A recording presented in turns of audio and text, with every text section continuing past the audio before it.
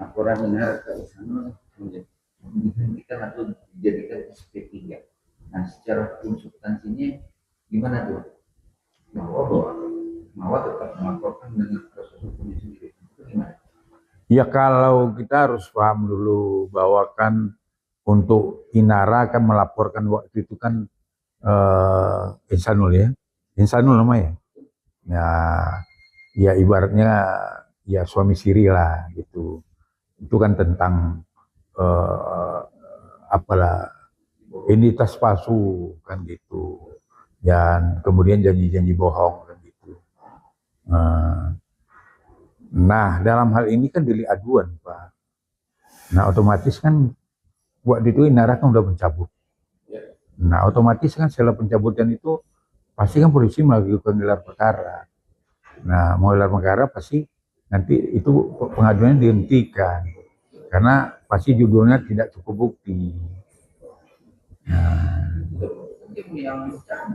ya kan, ya kalau mencabut berarti kan dia nggak munculkan bukti, Pak. Ya kan berarti nggak cukup bukti. Ya berdamai ya, tapi kan dalam istilahnya penghentian penyidikan itu kan selalu bahasanya kan begitu. Nah, tengok SP3-nya, coba aja pasti kan ya tidak ada ditemukan bukti kan gitu. Tidak terbukti. Kalau laporan mau ke Polda Metro terbukti juga ada video shoot itu gimana? Gimana? Tapi kalau dalam konteks laporan Mawar sendiri, Polda Metro dikaitin dua Joli itu melakukan hubungan intim, walaupun dia bukan suami istri, itu gimana? Ya kan sekarang masalah laporan Mawar itu, kalau kita tengok dari alat bukti, Pak ya, itu kan udah memenuhi unsur, ya kan? Karena apa? Karena kan ada pengakuan memang mereka udah menikah, ya kan? Nah, kemudian ya juga ada juga ibaratnya semacam ya karena udah menikah orang tentu ada hubungan suami istri, Pak. Mana ada pula orang menikah tapi nggak pernah apa. Lain kalau orang apa ya orang cacat gitu ya. Nah, tapi kan ini dia orang normal.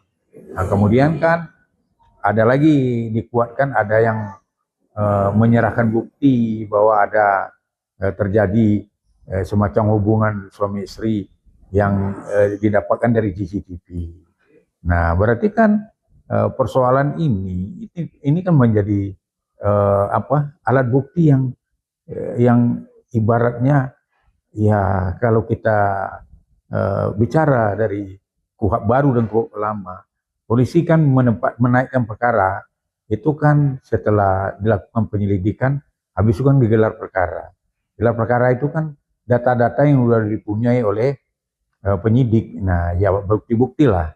Nah, hasil gelar itu kan udah naik ke penyidikan. Nah, kalau udah naik penyidikan, pasti SPDP-nya udah ada tersangka itu, Pak. Nah, cuma kah mungkin polisi belum ngumumkan. Tapi kan ya ibaratnya biasanya tersangkanya udah pasti waktu mengurus SPDP ke kejaksaan itu pasti udah ada.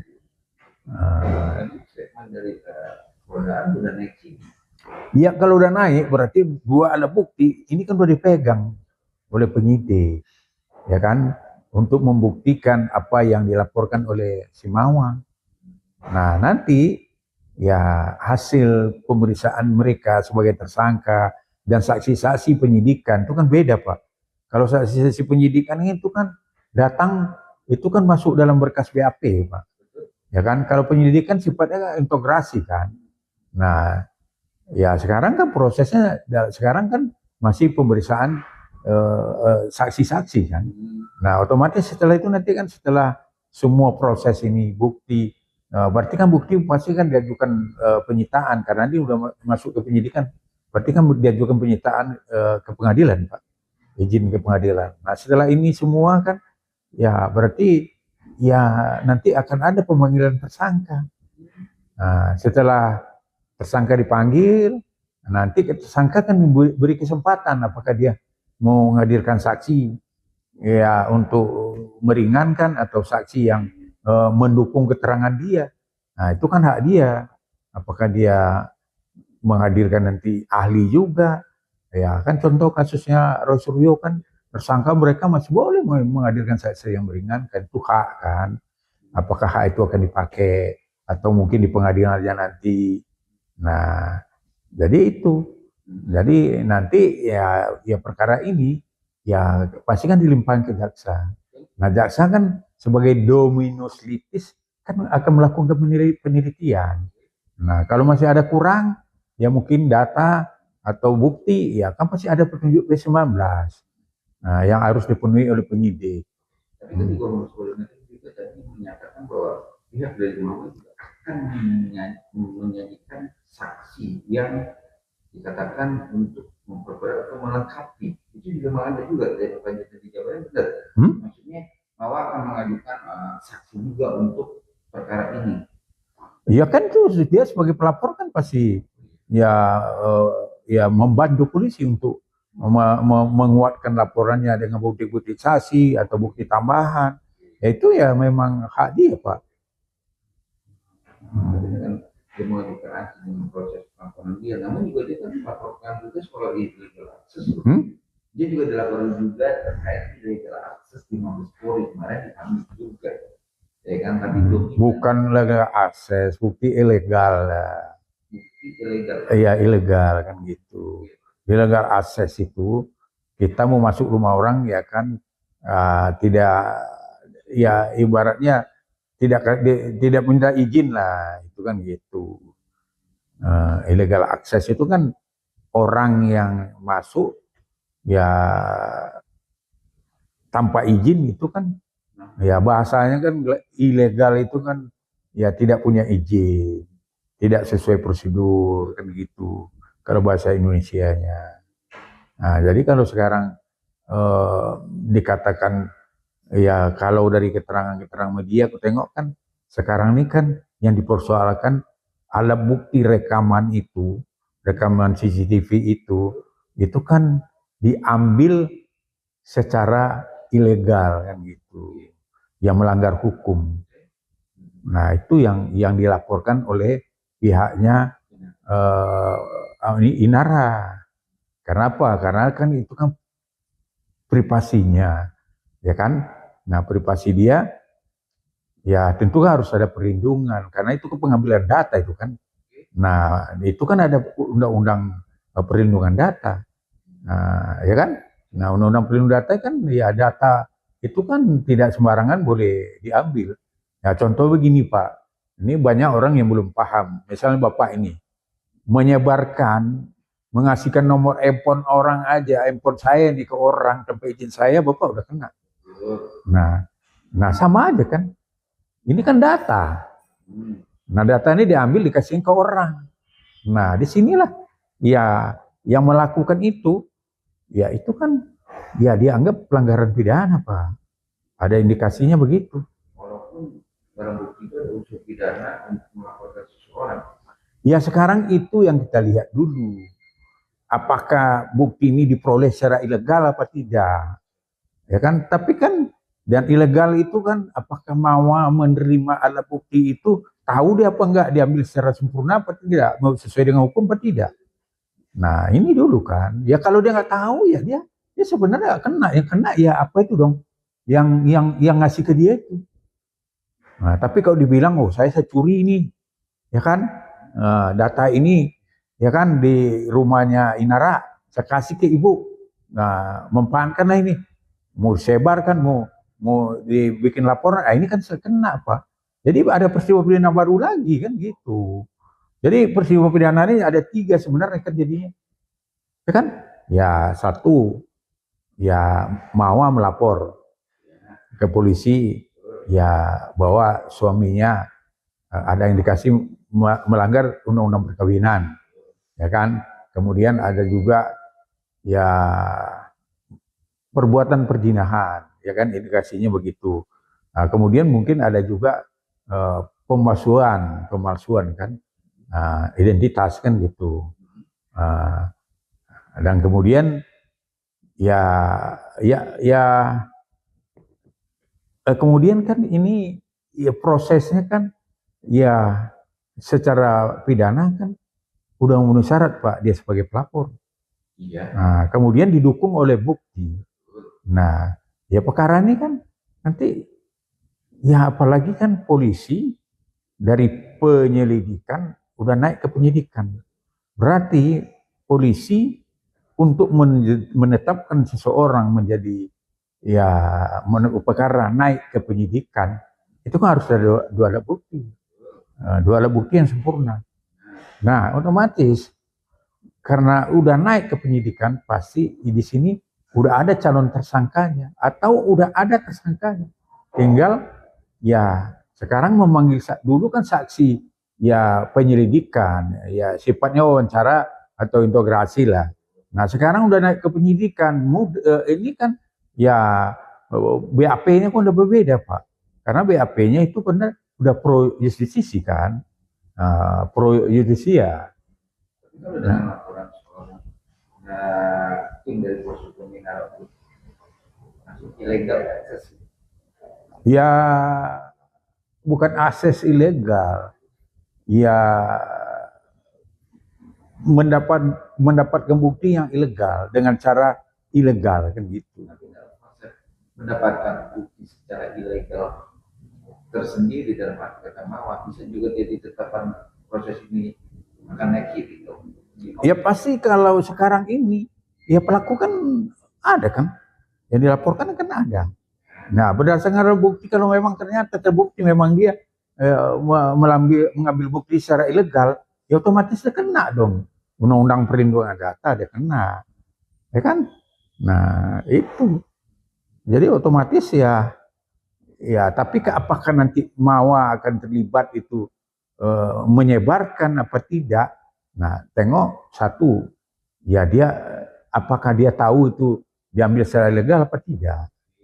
Ya kalau nggak tahu ya nggak bisa dituntut dong. Ada misalnya orang menyerahkan ke saya, misalnya dia apa menengok apa ya istri saya melakukan semacam perbuatan ya melanggar hukum, ya saya kan menerima itu kan ya sah dong sebagai alat bukti saya kan.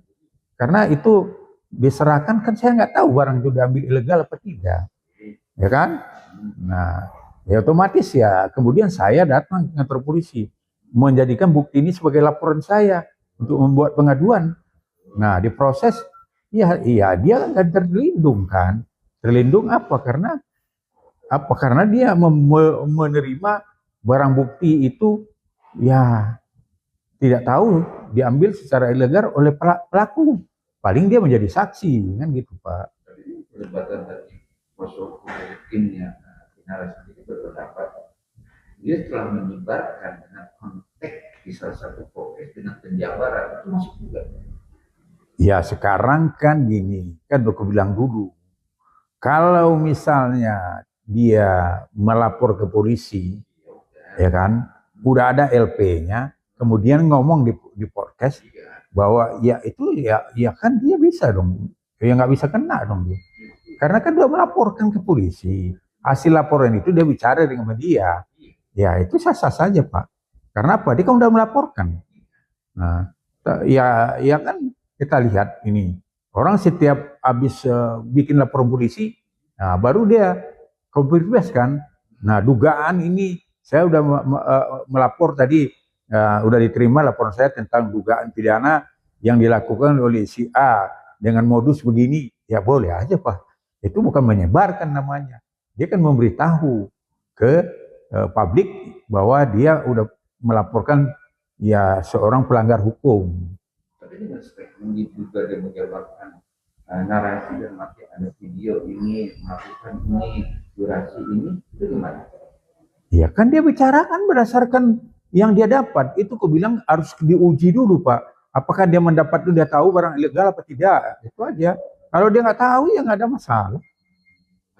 Karena mensreanya kan bukan untuk menyebarkan kan. Dia berbicara setelah melapor ke polisi. Nah, tapi kalau dia tahu bahwa barang ini didapatkan secara ilegal, ya kan, kemudian dia sebarkan, dia bawa ke podcast, ya otomatis ya dia kena dong. Itu menyebarkan data tanpa izin, kan gitu. Tapi kan pendapat dia, hasil dari dia dapat video itu langsung dilaporkan ke penyidik, dan penyidik mencipta. Tapi setelah dia melaporkan, ya kan, akhirnya dia tampil di media untuk menjabarkan bahwa saya telah melaporkan inisial dengan indikasi ada video shoot dia. Ya kalau menurut pendapat kita nggak ada masalah Pak, karena apa? Dia kan udah melaporkan ke kepolisian. Ya tentu dia terlindung, apa yang dia laporkan itu, ya nanti kan polisi yang menilai. Tapi kan dia cuma bicara dalam kapasitas sebagai pelapor dan melaporkan peristiwa pidana ini dengan bukti ini, ya kan? Nah, itu. Jadi nggak ada sangkut sama bukti illegal access dengan pernyataan. Ya nggak ada lah, karena apa kan? Karena dia, ya itu aku bilang nanti dilihat apakah dia atau dia menyuruh ngambil legal apa bukti ilegal itu, ini kan beda lagi perkembangan ini Pak. Nah ini kan harus diuji. Apakah orang datang tiba-tiba sama dia, assalamualaikum selingkuh nih, ini ada CCTV mas saya, ya kan? Apalagi kan kalau dia ngaku dia sopirnya apa ya Inaraya kan yang ya itu kan sah-sah saja kan. Karena apa? Ya orang yang memberikan. Kalaupun salah itu ya yang memberikan itu dong. Yang mengambil data itu. Itu kan pencurian data namanya. Ya kan? Tapi dari kuasa hukum satu sama lain yang mengomentari dan kekisruhan makin kesini makin dalam ini kan aib dalam konteks aib yang disebutkan berlarut-larut. Tapi dari pihak di sana sendiri ingin berdamai dengan mewakili. Ya kan seperti saya bilang dulu. Perkara ini kan udah Bapak pernah wawancara saya juga. Kan saya udah bilang, ini perkara ini kan sebenarnya kan ya satu sisi Mawa kan ya punya anak dari Ihsanul. Ataupun nanti kan tetap aja kan Ihsanul nggak akan bisa lepas dengan anaknya. Kan mantan anak nggak ada kan Pak. Nah, ya kalau menurut saya ya ibaratnya udahlah persoalan ini ya mungkin ya nanti kan kalau kasus ini proses nanti dihukumlah si Ihsanul ya kan ya anak-anaknya nanti dibilang orang wah bapakmu ini apa. Nah ini kan nggak harus dipertimbangkan juga secara apa, jangan ego kita kedepankan ya kan, karena apa ini kan bukan kejahatan ini sebenarnya Pak ya kan, maksudnya bukan kejahatan yang berat lah ya kan. Inilah yang sebenarnya yang diadopsi oleh KUHP sekarang itu nama restoratif justice. Nah restoratif justice itu kan memang dituangkan dalam KUHP kan, KUHP baru sekarang. Itu kan bebannya itu bukan di polisi, di kejaksaan masih bisa restoratif, di pengadilan masih bisa, sampai ke Mahkamah Agung masih bisa. Nah kita sebagai praktisi hukum untuk apalah ibaratnya. Kalau memang Mawa tidak lagi menginginkan pernikahan itu, ya bercerai aja baik-baik. Ya kan, selesaikan apa yang haknya dituntut. Dan kita minta juga Ihsanul, berikanlah kalau memang ada haknya. Ya kan, berupa gunung gini, kayak entah apalah gitu kan. Nah, kemudian juga, ya udahlah. Ya selesaikan secara baik-baik, ya bagaimana bersama menumbuh kembangkan anak. Nah, kan gitu. Hah? Seorang istri yang dibohongin aja dong sakit hati dengan berstatement udah nggak mau balik lagi, apalagi bekas orang gimana? Ya itu sebenarnya bukan, menurut saya itu emosi Pak, bukan hati nurani. Karena emosi itulah yang di Allah juga udah mengatakan, ya kan kalau kita diikuti emosi itu akan menjadi setan Pak. Nah, tapi kalau kita ikuti hati bersih jadi malaikat. Nah sekarang dia pilih yang mana? Ya, saya bukan menjustifikasi tidak. Tapi kan ini persoalan ini kan bukanlah kejahatan besar. Bukanlah perbuatan ya kriminalitas kan gitu. Ini kan perbuatan yang etika yang menurut saya yang tidak apa yang tidak apa namanya itu, yang menjadi problem yang dibesar-besarkan. Ya itu sebenarnya kan wajar, ya memang itu nggak layak terjadi. Tapi kan harus dipahami juga kan, bahwa memang kita negara bukan negara Islam, tapi kan penduduknya banyak Islam, ya kan? Nah memang kadang-kadang orang menikah itu lebih dari satu itu kadang-kadang kalau udah mampu memang kalau secara Islam kan diwajibkan juga. Cuma prosedurnya yang ya ibaratnya insanul tidak memahami. Harusnya dia kan lebih dekat agama. Ya kalau memang apa ya minta izin dong sama istrinya. Ya kalau nggak izin istri nggak mau, ya mungkin ya minta izin lagi gitu kan. Ya, 3 kali nggak diizinkan ya tergantung dia, ya kan? Ya kan bisa aja bercerai baik-baik, ya kan? Nah, jadi kita himbau lah kedua pihak untuk apa ya ibaratnya persoalan ini dibawa karena hukum itu kan sama aja kalau menurut saya itu malah mungkin membuka luka gitu loh. Karena apa? Ya yang ujung-ujungnya dirugikan siapa ya? Ya semua pihak juga. Karena kan nggak ada di sini kan secara material nggak ada yang dirugikan, tapi kan secara moral kan dan ego dan emosi. Jadi ya udahlah,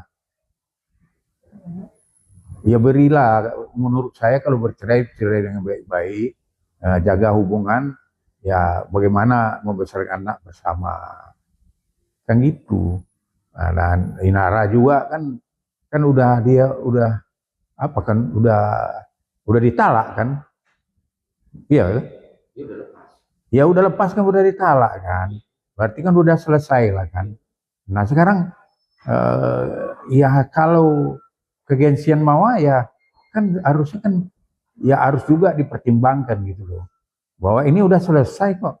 Ya kalau memang kamu mau baik-baik, maksudnya mau baik-baik lagi sama suaminya, ya silakan. Tapi kalau masih dibawa sakit hati, ya bercerai baik-baik. Ya yang persoalan-persoalan hukum ini kan untuk apa lagi ya? Dicabut aja. Tapi ke proses perdata pengajuan gugatan ya lanjut ya. Nah, tapi kalau karena teori pidana sekarang kan tidak ada lagi teori untuk apa? Untuk pemenjaraan dan balas dendam. Nah, itu yang harus paham nih. Itu kok ada nama hukuman nggak harus orang masuk penjara sekarang. Ada pengawasan, ya kan? Ada kerja sosial, ya kan? Nah, ada pemaafan hakim. Nah, jadi itu tandanya negara sebenarnya udah menuju apa? Pidana modern. Ya udah menghapus pidana zaman Belanda yang memenjarakan orang karena apa? Karena hukum dia ya untuk orang Belanda kan kebal hukum. Kalau orang kita diperberat. Nah, ini kan udah kita robah. KUHP lama ini udah jadi KUHP baru. Nah, itu harusnya kita juga paham PH-nya Mawa, PH-nya Inara, PH-nya Insanul duduk bertiga memahami itu. Ya kan? Ya boleh mau sih ya mau itu, tapi tujuannya beda pendapat dengan apa yang sekarang dinarasikan saling menjatuhkan dan saling dianggap ya ini jatuhkan satu sama lain. Itu yang malah sesalkan dengan orang di belakang dia menyatakan cinta cuma hanya mencari pamor lah, apalagi siapa Sumawa kalau dengan Dinara itu yang buat dia sakit hati. Ya itulah aku bilang kan itulah perannya PH kan gitu. Peran PH untuk bagaimana ini PH bersinergi untuk menyelesaikan masalah seperti menarik benang di atas apa Pak tepung. Jadi ditarik juga kan nggak ada bekas apanya kan gitu. Jadi ya kalau saya sarannya sebagai praktisi ya kepada rekan saya yang jadi PH-nya Insanul, jadi PH-nya Mawa, saya Nara ya udahlah cari penyelesaian yang baik. Karena ini membuang energi. Ya kan, kamu diharapkan Insanul mau di penjara dengan sistem pidana sekarang belum tentu Pak. Karena udah bilang ada hukum pengawasan. Sekarang, ya kan? Nah, dan kemudian kan harus paham nih, pidana kita sekarang kan bukan pidana untuk teori balas dendam Pak. Ya kan? Ini kemudepankan keadilan. Kan gitu. Oke. Hmm. Ini